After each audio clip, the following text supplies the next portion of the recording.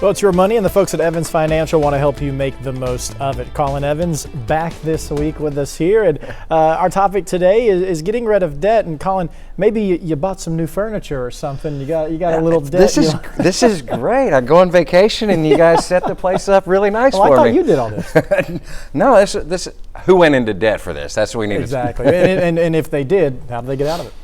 You know, we usually talk about this 2 times a year. I usually try and bring this up kind of right after the holidays, then about midway through the year, typically, just because we're getting ready to go into that spending season of the holiday time frame.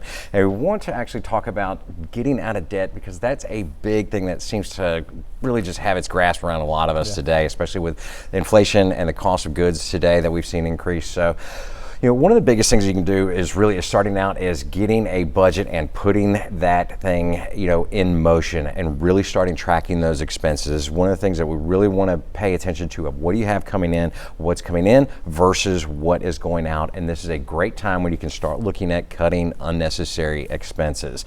You know, we've discussed before, like what I like to call our latte factors. Right. So I'm paying $8 for the coffee at a Starbucks versus, $1.50 to do this at the house. There's some ways people can cut corners. Same with subscriptions and things like that. Before you know it, it's like, cut cable TV. It's like, oh, I'll just do a Hulu or a Netflix. And then by the time I resubscribe to everything, I'm back at the same cost that I've already had before. Or you do I'll do the 3-month free trial and cancel it, and you never do. And we forget to cancel Looking at that. you stars, that's on me right now. Yeah, absolutely. And another good one is what we call debt snowballing or debt avalanching. And these are 2 strategies on how to speed up getting out of debt. And that snowball effect was actually probably my favorite one to really guide people in using. And when we do that in the exercises, we have people put their debts from highest all the way down to lowest. And typically, just as human nature, we've seen over the years of, people look at their debts and they go, oh, well, this is a higher credit card. Maybe I should put a little extra on this one each month. But when we look at the snowball structure, we want to put them from high all the way down to low. And anything that we're putting extra funds on, we want to pile that onto the very bottom one on our lowest number. And what we start to do is we really start creating a little bit of a snowball effect as we get higher and higher. We can start ratcheting these up. And the beauty of that one is it really helps us out psychologically, because you can see, like, oh, I knocked the lowest debt off. There's a little bit of a win there. When we go over to the debt avalanche side, that's actually looking at the interest rate and starting at extra payments going onto your highest interest rate ones.